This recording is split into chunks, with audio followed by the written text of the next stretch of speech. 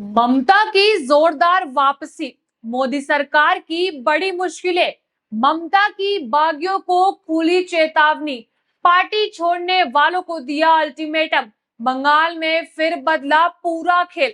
क्या ममता की इस रैली की भीड़ ने पश्चिम बंगाल की राजनीति का पूरा समीकरण बदल दिया है? क्या बागी गुट वास्तव में कमजोर पड़ रहा है? और क्या बीजेपी के लिए ये आने वाले दिनों में नई चुनौती बन सकती है?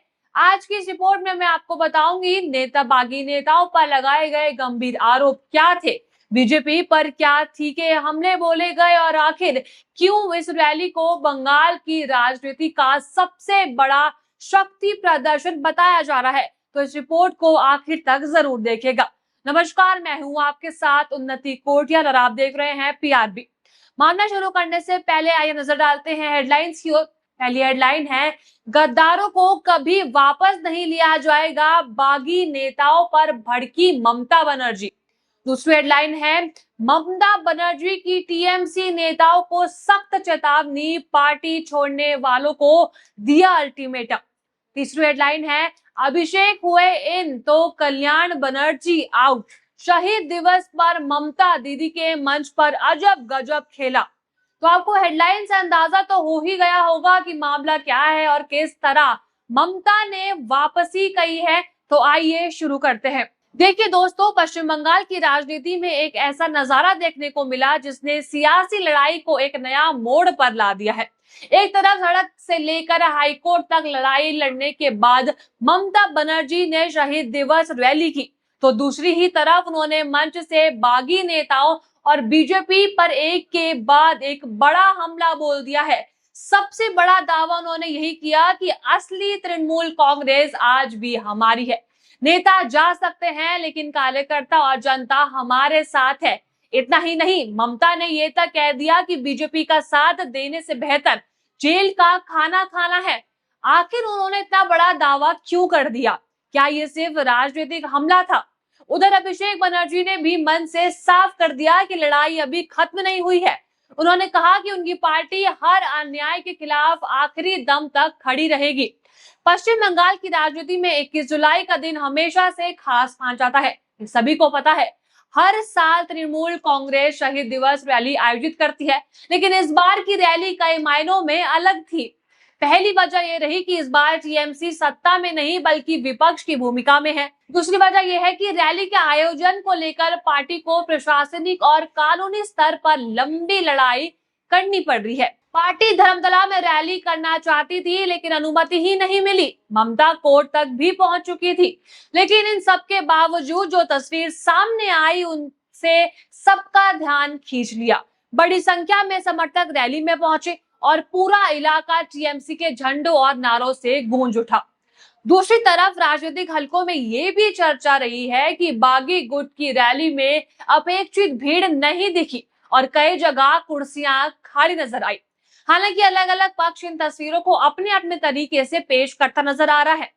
रैली को संबोधित करते हुए ममता बनर्जी ने सबसे पहले अपने कार्यकर्ताओं का मनोबल बढ़ाने की कोशिश की। उन्होंने कहा कि चाहे कोई कितनी भी दावा कर ले, असली तृणमूल कांग्रेस वही है जिसके साथ कार्यकर्ता और जनता खड़ी है। ममता ने कहा कि कुछ नेता जरूर चले गए हैं लेकिन पार्टी की ताकत उसके जमीनी कार्यकर्ता ही हैं। उनका दावा था कि चुनाव से पहले ही कुछ लोग बीजेपी के संपर्क में आ गए थे और अब जनता सब देख पा रही है। इसके बाद ममता ने बीजेपी पर तीखा हमला बोल दिया। उन्होंने आरोप लगाया कि बीजेपी लोकतांत्रिक संस्थानों का दुरुपयोग कर रही है और विरोधियों को दबाने की कोशिश भी की जा रही है। अपने भाषण में उन्होंने कहा कि बीजेपी का खाना खाने से बेहतर जेल का खाना खाना है। इस बयान के जरिए उन्होंने ये संदेश देने की कोशिश करी है कि वो राजनीतिक दबाव के आगे झुकने वालों में से नहीं है। और इतना ही नहीं, उन्होंने नेताजी सुभाष चंद्र बोस का जिक्र करते हुए आरोप लगाया कि बीजेपी उनके सम्मान के साथ न्याय नहीं कर रही है। साथ ही उन्होंने कहा कि जिन्होंने जनता का जनादेश छीना है उन्हें एक दिन उनका जवाब देना ही होगा। साथ ही ममता बनर्जी ने अपने समर्थकों से संघर्ष जारी रखने की अपील करी। उन्होंने कहा कि उनकी सबसे बड़ी सुरक्षा जनता है और जनता के भरोसे ही वे आगे की लड़ाई लड़ेंगी। जरा आप ये वीडियो देखिए। दरकार होले कॉकरोचের প্রোগ্রামে আমি নিজেও যাব, কারণ আমাদের সমর্থন প্রথম থেকেই ছিল, আছে এবং থাকবে। सुना आपने, ममता भी सीजेपी यानी कॉकरोच जनता पार्टी के साथ शामिल हो गई है और ये भी कह रही है कि अगर आगे जरूरत पड़ी तो वो बेशक जंतर मंतर जाके युवाओं के साथ लड़ेंगी, उनका समर्थन देगी। और देखिए, ममता का ये कदम बीजेपी सरकार की मुश्किलें बढ़ा देगा और सरकार के लिए रास्ता और भी ज्यादा चुनौती भरा हो सकता है, क्योंकि ममता पीछे हटने वालों में से नहीं है। वहीं आपको बता दूं कि इस रैली में टीएमसी के राष्ट्रीय महासचिव अभिषेक बनर्जी भी मौजूद रहे।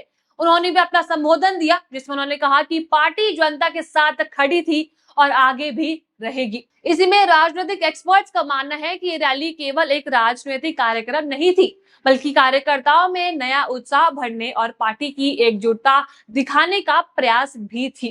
आने वाले समय में पश्चिम बंगाल की राजनीति और भी दिलचस्प हो सकती है। बागी गुट और टीएमसी के बीच राजनीतिक संघर्ष जारी है।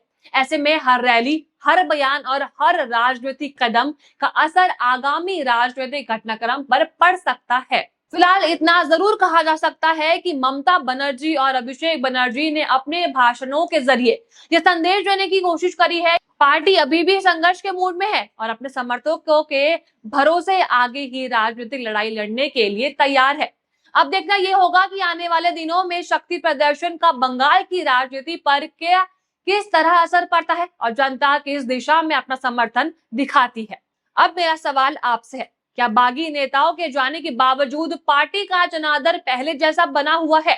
क्या इस शक्ति प्रदर्शन के बाद बीजेपी के लिए पश्चिम बंगाल की राजनीतिक लड़ाई और मुश्किल होने वाली है? अपनी राय हमें कमेंट बॉक्स में जरूर बताइएगा और अगर आपको वीडियो अच्छी लगी हो तो वीडियो को लाइक शेयर करें और बने रहिए पीआरबी के साथ। धन्यवाद।